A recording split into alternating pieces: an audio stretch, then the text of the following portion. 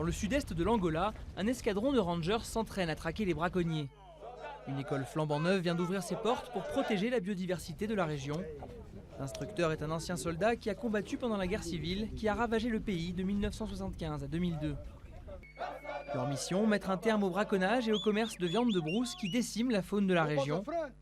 L'Angola est l'une des plaques tournantes du trafic d'ivoire qui a longtemps servi à financer la guerre civile. Pendant la guerre civile, les animaux étaient utilisés comme nourriture. Mais à la fin de la guerre, le gouvernement a pensé qu'il était temps de laisser la faune en paix. C'est dans cette région que le célèbre fleuve Okavango prend sa source. Le gouvernement angolais souhaite y créer des parcs naturels capables de rivaliser avec les plus grandes réserves d'Afrique australe. C'est la zone la moins documentée du monde en termes de biodiversité et de botanique. Nous avons découvert près de 20 espèces qui sont actuellement analysées. Il y a des reptiles, des plantes et même un petit mammifère que nous soupçonnons d'appartenir à une nouvelle espèce.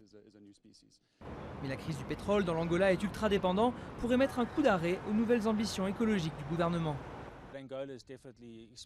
L'Angola doit faire face à de nombreux défis et notamment celui du déclin du prix du pétrole au niveau mondial. C'est un coût massif pour l'économie du pays. Et bien sûr, les questions de protection de la nature et de la faune ne sont pas prioritaires.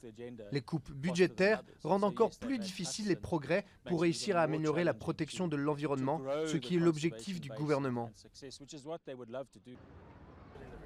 Pour devenir une destination prisée des touristes, l'Angola devra se résoudre à ouvrir un peu plus ses frontières.